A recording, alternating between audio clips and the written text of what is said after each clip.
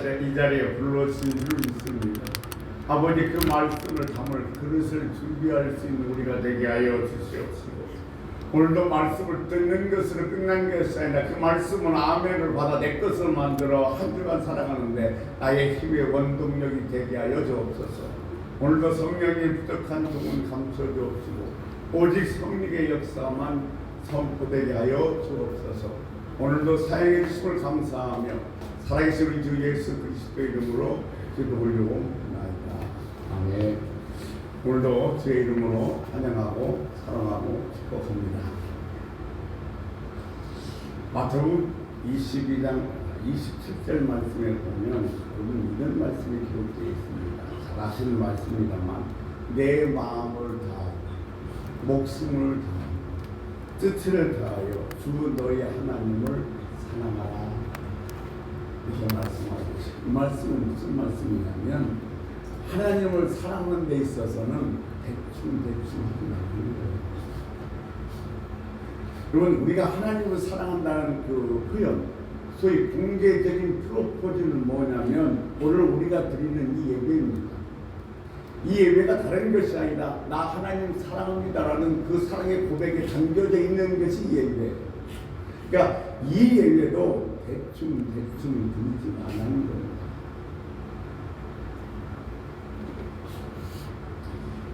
하나님에게 사랑을 표시하는 이 예배에도 우리는 생명을 걸어야 될 줄을 믿습니다.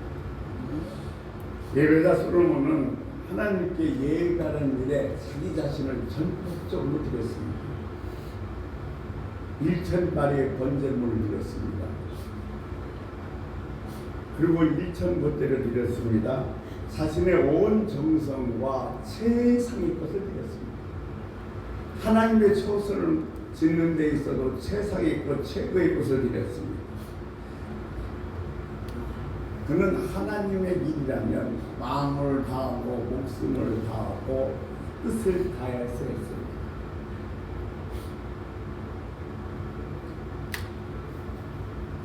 하나님을 하나님답게 섬겼습니다. 오늘도 우리 예배에는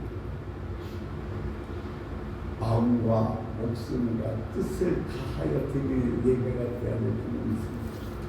지금 하나님께서 우리에게 원하시는 예배는 바로 이런 예배가 아니겠습니까? 예배에 1000몇 해서 예배의 숫자가 많다는 의미보다는 솔로몬의 1000번제의 그 중심에는 피 흘림이 있었다는 사실을 우리는 꼭 염두에 두어야만 합니다. 자기 자신이 죄를 대성물의 피로 속죄하는 가운데 드린 예배였음을 우리는 알아야 됩니다. 이것이 바로 솔로몬이 드린 1000번제의 핵심인 것입니다. 이것을 신약 성경에 의하면 1000번제 예배는 그리스도의 보혈을 의지한 예배다 이렇게 말씀드릴 수가 있습니다. 정성만 다해서 드리는 것이 아니라 보혈의 공로를 의지하여 예배했다는 겁니다. 여러분 참 중요합니다. 우리가 예배드리는 데 있어서 정성을 다하는 건 너무너무 중요해요. 그러나 거기에 뭐요? 예수 그리스도의 보혈을 나를 덮어서 드려야 된다는 겁니다. 무슨 말씀이냐면 피 흘림이 없이는 속죄함이 없습니다. 우리는 죄인이기 때문에 이 자리에 와서 예배 드릴 수가 없습니다. 그런데 예수 그리스도의 피 흘림으로 말미암아 그 속죄함으로 말미암아 오늘 우리들이 이 자리에 와서 예배 드릴 수 있게 되었다는 사실 우리는 꼭 기억해야 될 필요가 있습니다. 그러니까 솔로몬은 자신의 전폭적으로 보혈에 감싸서 하나님께 드렸을 때에 그 1000번제에 하나님의 영광이 임재했고 하나님께서 모든 축복을 그에게 부어주셨습니다. 예배로 하나님이 받으시는 예배도 있고 받지 않는 예배도 있으십니다. 오늘 우리가 마음과 생명과 뜻이 결여된 형식적인 예배만 드리고 있다면 하나님이 그 예배 받지 않습니다.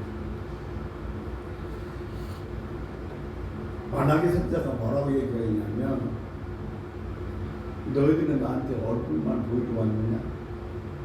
너희는 성전들만 확보한 거라 그랬어요.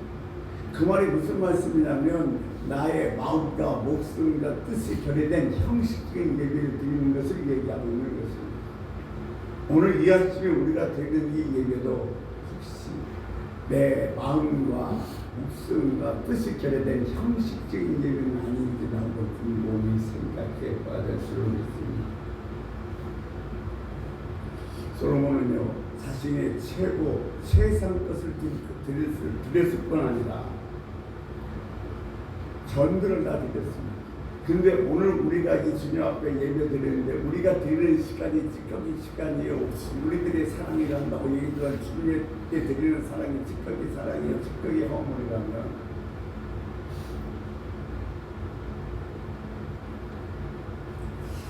정말 나는 전적으로 하나님을 예배하고 있는가 하는 그 생각해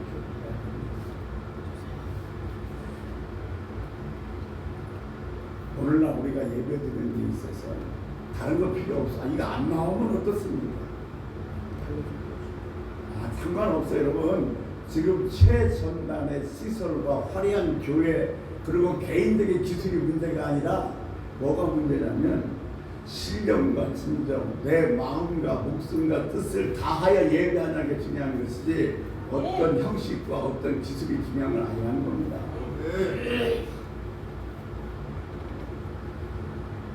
자꾸만요 화려한 교회 첨단 시설 그리고 인간의 기술에 의지하니까 하나님의 불에 대한 응답은 없고 그냥 흥분된 것도 날조된 흥분으로 그냥 예배드리는 모습만 우리에게 보여줄 수밖에 없는 거예요.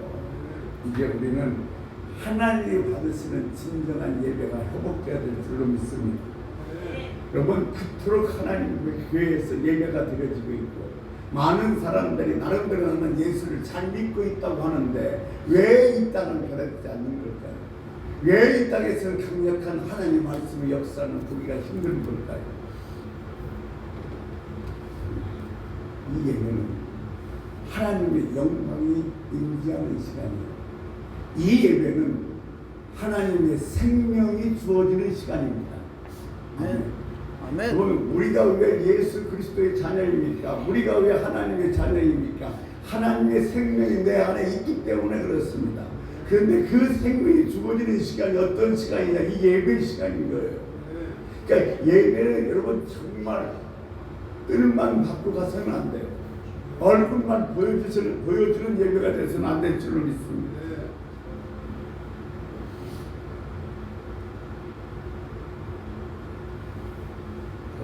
하나님 주신 예배 세 가지만 말씀드립니다. 예배자 자신이 준비되어야 합니다. 사랑하는 성도 여러분, 오늘 얼마나 여러분 준비된 마음으로 이 자리에 오셨습니까? 창세기 4장 3절 5절에 보면 여러분도 너무 잘 아는 말씀 가인과 아벨 이야기가 나옵니다. 하나님께서 아벨과 아벨의 재산을 받으셨습니다. 근데 가인과 가인이 그 재산을 받지 않으셨습니다. 근데 왜 하나님께서는 가인의 재산을 받지 않고 아벨의 재산을 받았는가? 재물도 중요하지만 그보다 더 중요한 것은 예배자가 중요하다는 사실입니다. 오늘날 우리는요 예배의 갱신을 얘기하는데 예배의 갱신한다, 예배의 변화를 줘야 된다, 열린 예배를 드리자. 그래서 뭐 시간과 어떤 방법을 바꾸는데 정말 예배의 변화는 시간과 어떤 시스템의 변화가 아니라 예배자의 갱신입니다. 내가 갱신이 돼야, 내가 정말로 준비가 되어 있어야 진정 주님께서 받으시는 살아있는 예배를 드릴 수 있기 때문에 그렇습니다. 누가복음 18장 13절에 보면요, 세리는 저 멀리에 서서 감히 눈을 들어 하늘을 우러러보지도 못하면서 가슴을 치면서 서로 이렇게 얘기합니다. 하나님이여, 나를 불쌍히 여겨주옵소서. 나는 죄인으로서입니다. 그런데 하나님께서 이 세일의 예배를 받으셨어요. 그러니까 무슨 얘기냐면 이 예배는 오늘날 우리가 내가 온 것이 아니라 나를 예수 그리스도의 보혈로 감싸서 주님 앞에 드려야 됩니다. 그것이 준비된 예배자의 자세인 것입니다. 저 쉽게 말씀드리면 오늘 우리는 이 예배에 감사한 마음으로 나와야 됩니다. 예수 그리스도의 피 흘림이 없으면 우리는 오늘 이 자리에 와서 하나님의 생명이 주어지는 귀한 예배에 참석할 자격도 할 수도 없습니다.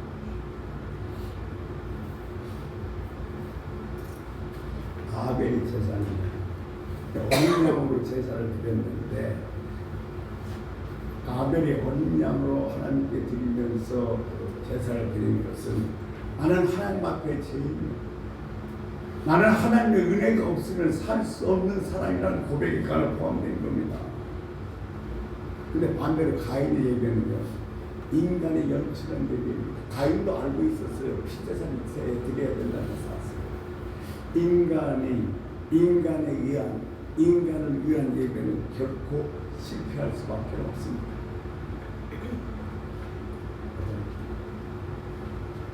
예배는 내 자신이 준비되어 있어야 합니다.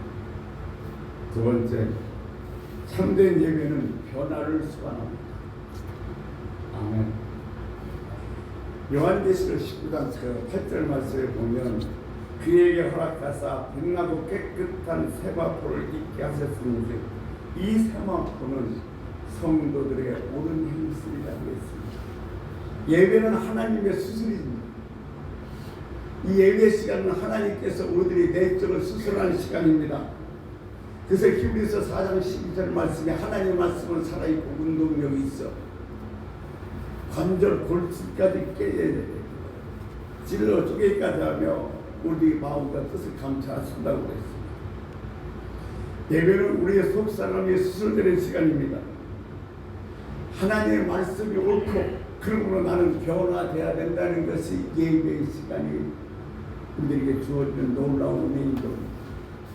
내가 갖고 있었던 생각이, 내가 했던 것들이 하나님의 말씀을 듣고 보니까 내가 틀렸어, 내가 잘못됐어, 그래서 바꾸는 거예요. 그래서 예배는 변화가 반드시 수반돼야 된다는 것입니다. 소위 메타교회, 미래의 교회는 메타교회가 되어야 된다고 해요. 이 메타라는 뜻은 변화라는 뜻을 갖고 있습니다. 말씀대로 변화를 되는 교회, 초대교회로 돌아가는 교회, 회개하는 교회가 되지 않으면 절대로 이 교회도 새롭게 태어날 수가 없는 것입니다. 그건 우리 기억하세요. 동생을 죽인 가인은 예배 드리고 난 다음이었습니다. 그래서 제일 무서운 것은 예배를 드리는데 변하지 않는 것이 제일 무서운 거예요. 여러분도 잘 알겠습니다만 유명한 철학자 니체는 자기 아버지가 목사였습니다. 그러니까 자기가 아버지가 목사이기 때문에 예배도 드려봤고 예배의 의미도 잘 알고 있습니다. 그런데 그런 예배를 드려도 끝내 변화되지 않았기 때문에 나중에 뭐라고 얘기하느냐? 실은 없다고 이야기합니다. 그래서 정말로 무서운 것은 예배를 드리고 나서 내가 변화되지 않는 것이 무서운 것입니다.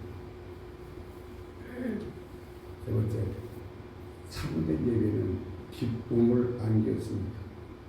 예배는 참된 기쁨의 원천이 됩니다. 가장 능력 있게 일하는 사람이 누군지 아십니까? 기쁘게 일하는 사람입니다.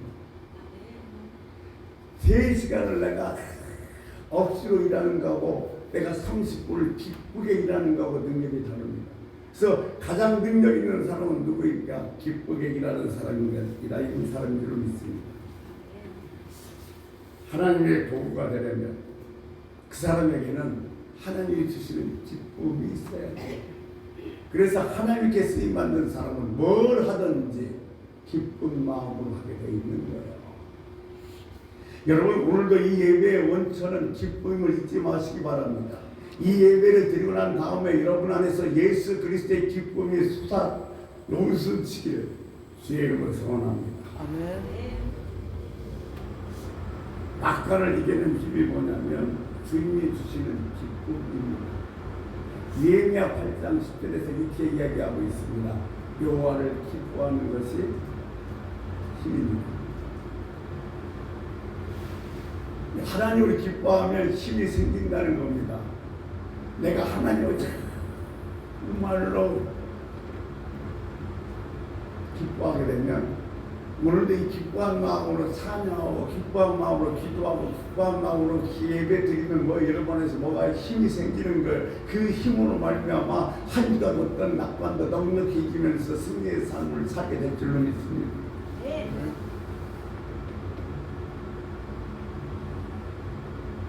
능력이란 무엇이든지 기쁨을 하는 것입니다. 야곱도 바알을 사랑하니까 7년이 수일같이 지나갔다고 성경은 기록하고 있지 않습니까? 이거는 우리들에게 기쁨을 줍니다. 여러분, 솔로몬의 2000번째를 내가 먼저 말씀드리면서 이렇게 정리하고 싶습니다. 예배의 천국과 생명을 살아. 예배를 최우선 순위에 두어 진리의 말씀과 성령의 불이 떨어지는 예배를 드려라. 우리는 그런 예배를 열망해야 될 줄 믿습니다. 네. 여러분이 매일매일 드리는 예배가 바로 성령과 하나님의 불이 떨어지는 그런 예배가 되기를 주의 이름으로 축원합니다. 저는 먼저 여러분 이런 질문 한번 드리고 싶습니다. 하나님은 참 전능하신 분인데 하나님의 백성들은 왜 능력이 없을까요? 하나님은 충만하신 분인데 하나님의 백성들에게는 왜 충만함을 찾아볼 수 없을까요? 누가 여러분에게 이렇게 묻는다면 여러분은 뭐라고 대답하시겠습니까?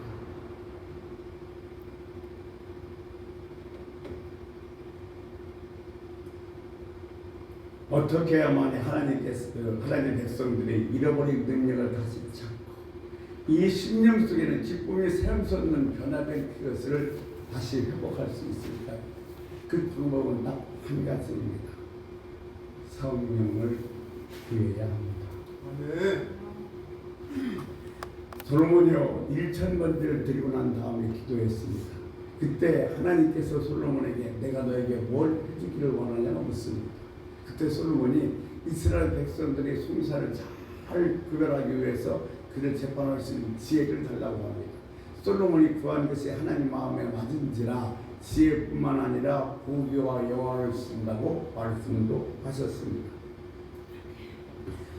솔로몬은 하나님이 위로부터 주는 지혜와 능력을 가지고 송사를 구별했습니다. 솔로몬은 하나님이 위에서 주는 능력과 지혜를 다 받았습니다. 그 받은 능력과 지혜로 성전을 짓고 왕국을 짓고 나라를 부강하게 만들어갔습니다. 또 하나님께서 맡겨준 사명도 잘 능력 있게 감당했습니다. 우리에게도 필요한 것은 바로 솔로몬의 이 능력입니다. 여러분, 위로부터 내려주는 능력, 위로부터 부어주는 능력, 그 성령을 받으면 우리에게 주어진 어떤 문제이든지 어떤 사역이든지 넉넉히 감당할 수 있습니다. 지금 저와 여러분에게 가장 필요한 것은 바로 성령입니다. 여러분 보세요. 솔로몬이 지혜를 구했는데 이 지혜가 신약으로 넘어오면 성령으로 개념이 바뀝니다. 그러니까 우리는 지혜를 구하듯이 뭘 구해야 되냐면 성령을 구해야 됩니다. 성령 받아야 어떤 일이든지 능력 있게 감당할 수 있기 때문에 그렇습니다. 여러분, 우리가 위로부터 주시는 하나님의 능력을 받아야 될 이유가 있습니다. 그 이유는 뭐냐면 인간으로는 할 수 없는 일이 성령을 받으면 그것을 해결할 수 있기 때문에 그런 것입니다. 에스겔 굴적에 있었던 마른 뼈들이 어떻게 됐습니까? 그 일은 인간으로는 어떻게 할 수 없는 일입니다. 하지만 말씀과 함께 성령의 역사입니다. 죽었던 뼈들이 살아나서 하나님의 군대가 되어져 버렸던 것입니다.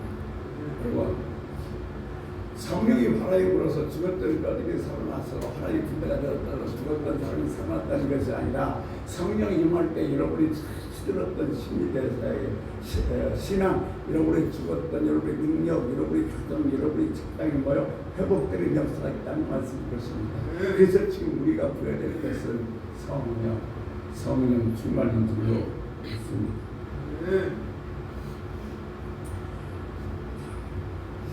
지금요,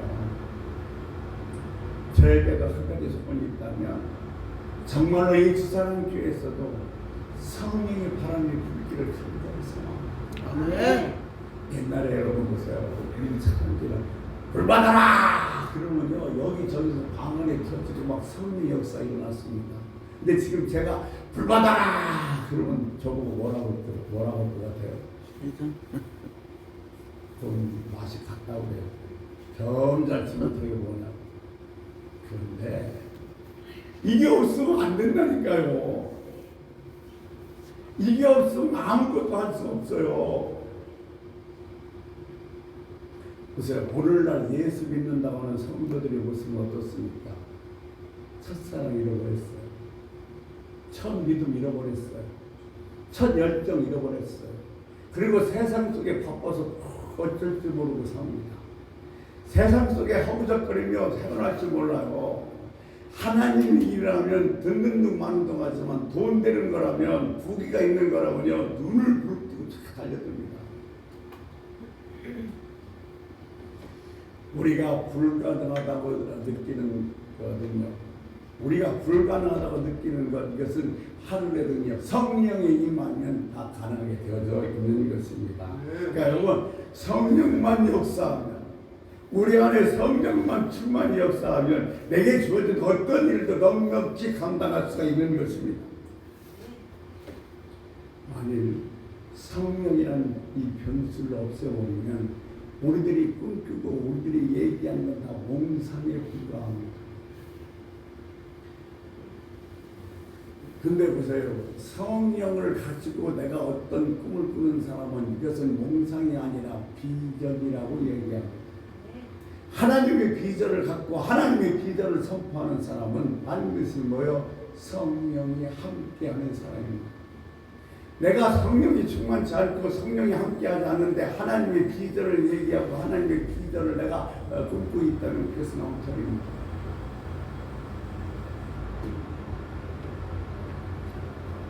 인간으로는 할 수 없는 일이기 때문에 그렇습니다. 그러면 우리의 모든 일은 내가 지금 감당하기 힘들고 어렵고 괴롭고 아픈 문제들도 다 성령이 임하면 해결될 줄은 있습니다. 보세요. 여리고성을 가시는데 가시다가 우리 주님께서 소경 바디메오를 만났습니다. 바디메오에게 우리 주님께서 묻습니다. 내가 너에게 뭘 해주기 원하느냐. 그때 바디메오가 뭐라고 얘기하냐면 주여 보기를 원하나이다 그럽니다. 그자 바디메오는 바로 눈을 떴습니다. 근데 보세요. 지금 주님께서 바디메오에게 내가 너에게 뭘 해주기를 원하느냐고 묻자마자 보기를 원하이다라고 대답합니다. 그 이유는 뭐냐면 지금 이 바디메오가 가지고 있는 유일한 기도 제목이 뭐예요? 눈 뜨는 거예요. 그래서 주님이 묻자마자 눈 보기를 원하냐나이다라고 고백했습니다. 여러분 지금 여러분에게 우리 주님께서 내가 너에게 뭘 해주기를 원하느냐면 지금 여러분 가슴 속에 담고 있는 가장 소원 그 뭐예요? 주여 성령을 주옵소서. 이것이 우리의 마음속에 발현돼야 된다는 겁니다. 성령 하나님께서 위에서부터 부어주는 능력이 있을 때 우리는 어떤 일이든지 능력 있게 감당할 줄은 믿습니다. 하나님께서 우리 교회에 복을 하나 주신다 그러냐면 저는요 우리 교회 성도들에게 성령 충만하고 주옵소서. 성령으로 일하는 교회가 되게 하여 주옵소서. 아마 이렇게 하나님 앞에 구하고 싶습니다. 누가복음 11장 11절에서 13절 말씀에 보면 안 그죠? 너희 중에 아버지 된 자로서 누가 아들이 생선을 달라 하는데 생선 대신에 뱀을 주며 알을 달라 하는데 전갈을 주겠느냐. 너희가 악할지라도 좋은 것을 자식에게 줄 줄 알거든. 하물며 너희 하늘 아버지께서 구하는 자에게 성령을 주시지 않겠느냐 하시니라. 아멘. 아멘. 지금 예수님께서 제자들에게 뭘 얘기하고 있냐면 성령을 얘기하고 있어요. 이것은 하나님의 약속입니다.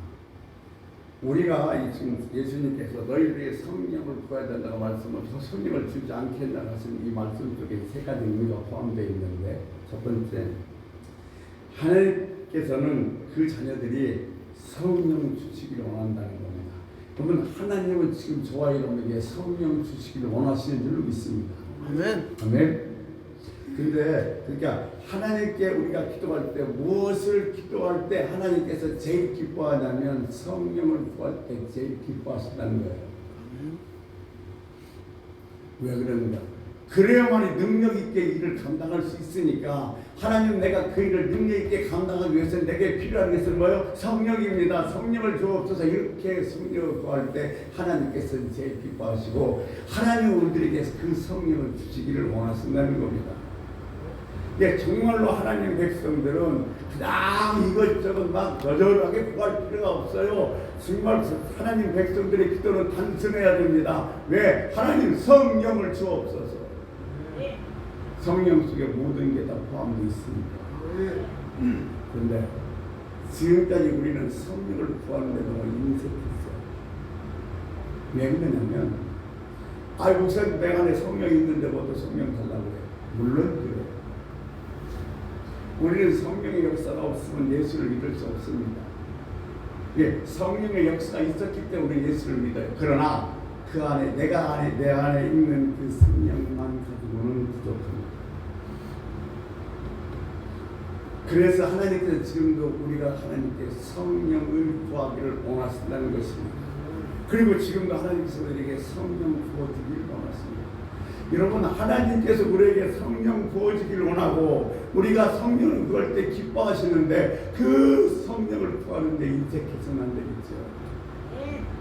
내가 너에게 뭘 해주기 원하느냐? 저 성령 부어주시오.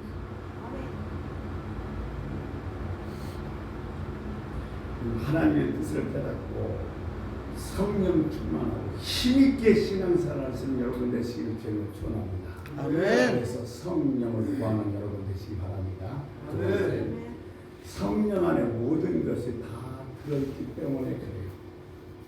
솔로몬의 지혜를 위해서 하나님께서 그에게 부귀와 영화까지 약속하셨습니다. 그러니까 오늘날 성령에도 우리가 구하는 모든 것이 다 들어있음을 믿으시기 바랍니다. 여러분, 실제적으로 성령 충만한 사람을 보면 그랬습니다. 성령 안에 좋은 게 다 들어있다는 사실을 우리들에게 증명해 주고 있는 겁니다. 여러분, 마태복음 7장 11절에 가서는 뭐라고 얘기하고 있냐면, 너희가 악한 자라도 자식에게 좋은 것을 줄 줄 알거늘 하물며 하늘에 계신 너희 아버지께서 구하는 자에게 좋은 것을 주시지 않겠느냐 그랬어요. 그러니까 지금 누가복음에서는 성령을 주시지 않겠느냐가 이 마태복음에서 뭘로 바뀌었어요? 좋은 걸 주시지 않겠냐고 바뀌었습니다. 제가 이런 말씀 드렸어요. 구약의 지혜의 개념이 신약에 와서는 성령의 개념으로 바뀌었다. 그리고 이 성령 속에는 뭐야? 모든 게 다 들어있다. 모든 좋은 것이 다 들어있다. 그래서 하물며 구하는 자에게 뭐요? 좋은 걸 주시지 않겠냐고 말씀하고 계신 것입니다. 우리가 신앙생활에 있어서 가장 중요한 것은 무엇이냐면 성령 충만이에요. 성령 충만. 왜냐하면 모든 좋은 것이 다 거기에 포함되어 있기 때문에 그렇습니다. 그러므로 사랑하는 성도들, 성령 속에 모든 것이 다 들어있음을 믿으시고 성령 충만을 구하시 여러분의 시기를 주임으로 축원합니다. 사실 성령 충만을 모르는 사람들은 대부분 이렇게 기도합니다. 하나님, 합니다. 내가 칼칼합니다. 이렇게 어떻게 하면 좋겠어 이렇게 기도하는데, 성령 충만이 무엇인지 체험한 사람, 내 안에 들은 성령이 충만한 사람은 절대 그렇게 기도하지는 않습니다. 한 가지 참 중요한 것은 우리 안에 이 성령이 충만하지 않으면 원망하게 되어 있습니다.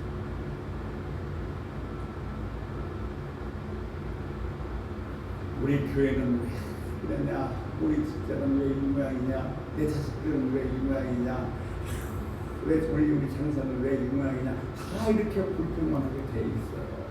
그러나 성령이 임하고 충만해지면 하나님의 능력이 임하면 우리는 성령의 능력을 받고 변화된 모습을 보게 돼 있는 겁니다. 그러니까 내가 지금 예수를 믿고 내가 성령 받고 변화된다. 뭘 보면 알 수 있느냐? 이제 내 입에서는 뭐예요? 원망과 불평 대신에 뭐가 나와? 감사가 나오고 있어요. 왜? 성령 속에 좋은 것이 다 들어있으니까.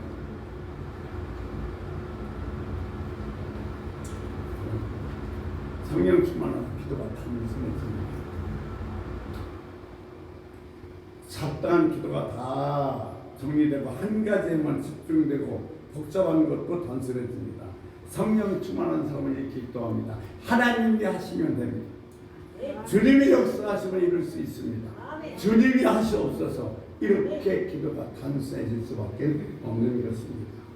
여러분, 가장 중요한 능력, 위에서부터 오는 능력, 지혜, 성령을 받아서 여러분의 문제가 근본적으로 해결되는 놀라운 역사의 길을 주의로 축원합니다. 아멘. 문제. 그런데 성령은 아무나에게 주는 것이 아닙니다. 성령은 구하는 백성에게만 주신다고 약속하셨습니다. 누가복음 5장에 그 비유의 말씀을 예로 들어보겠습니다. 누가복음 11장 5절 8절에 보면 이런 비유가 나옵니다. 이스라엘 땅은 낮에는 너무 더워서 거의 다 밤에 여행을 합니다. 밤늦게 친구가 찾아와서 대문을 막 들입니다.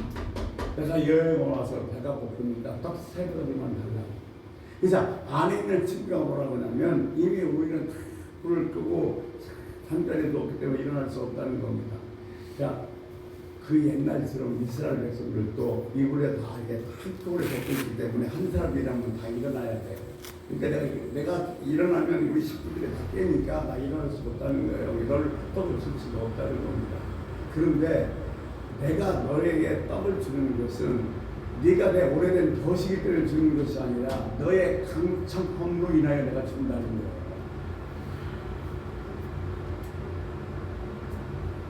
뭘 얘기하고 있어? 끈질기게 간구하라는 거예요.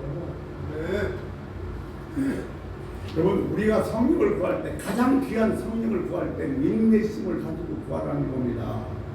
여러분, 하나님의 귀찮아할 때까지 매달리면서 간구하고 또 간구하고 또 간구해야 됩니다. 그런데 요즘 사람 많은 사람들이 하는 말은 좀 다릅니다. 뭐라고 이렇게 얘기해요. 소상하게 믿어라. 점잖하게 믿어라. 하나님께서 응답 안 해주면 안 되는 걸로 알아라. 안 되면 안 주시면 하나님의 뜻인 줄 알래요. 도대체 이게 말이나 되는 얘기입니까? 이성적으로, 저럴적으로 하나님, 나 이거 안 주면 나 죽을 수밖에 없어요. 이거 생명 내들고 하나님께 간구하고 하나님께 정말로 부르셔야 되는 겁니다. 옛날에 그런 권사님이 지적이 많았어요. 하나님, 이 성령 안 주려면 차라리 내 목숨 가져가주세요. 그렇게 간절히 간구하는데 하나님께서 그 권사님, 지사님 생명 가져가겠어요? 성령 충만하게 부어줄 수밖에 없는 거죠. 네.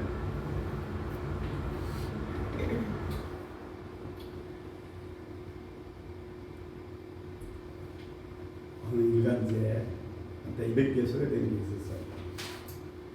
어떤 형제님이 자매님이 마음에 들어서 책에서 얘기했던 것처럼 속담에 10번 찍어서 안 넘어가는 나무 없으니 내가 저 자매를 10번만 찍어보겠다. 그러면 넘어오겠지 생각하면서 10번을 찍었습니다. 각종 이벤트도 하고요, 프로포즈도 하고 그래서 했어요. 그런데 결국 10번 찍어도 넘어오지 않았습니다. 그래서 이 청년이 10번 찍어도 넘어오지 않는 나무가 있구나 그러고 포기했어요. 그런데 그때 그 자매의 속마음은 어떤 거였냐면 이런 거였어요. 야, 바보 같은 여자가 한 번만 더 찍어오지.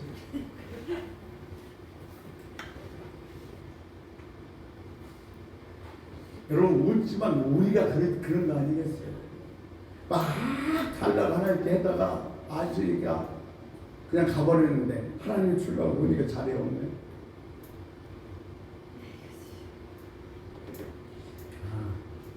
성령 안 그래도 하나님이 주시기를 원하고 모든 좋은 것이 다 여기에 들어있습니다. 구하면 주시는데 이거 생명 걸고 구하지 않고 뭘 구하겠습니까 여러분.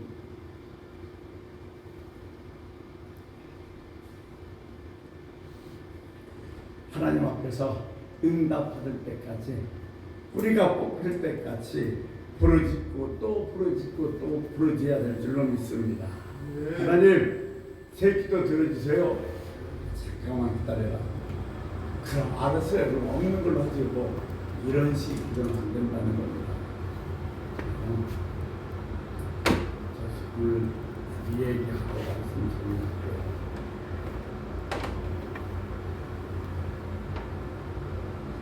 우리가 지금 우리 역사, 기독교 역사를 되돌아보면 어떤 사람의 기독교 역사를 바꿨는가? 다른 사람이 아니라 하나님 앞에서 몸부림치는 사람들이었어요. 하나님은 얼마나 오래 믿고 얼마나 똑고 얼마나 잘났고 얼마나 뭐 이런 사람을 쓰는 것이 아니라 하나님 앞에서 몸부림치는 사람. 이거 안 주시면 안 됩니다. 성령 나다가 몸부림치는 사람. 이런 사람은 하나님이 쓰여서 기독교 역사를 바꾸었다는 사실입니다.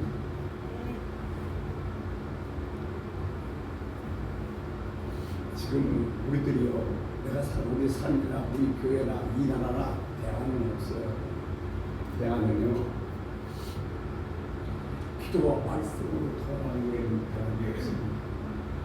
오늘 여러분 살기 힘들고 어렵고 괴롭고 슬프고 눈물 나지만 다른 방법이 없어요. 대안이 없어요. 오직 기도와 말씀으로 돌아가야만 합니다.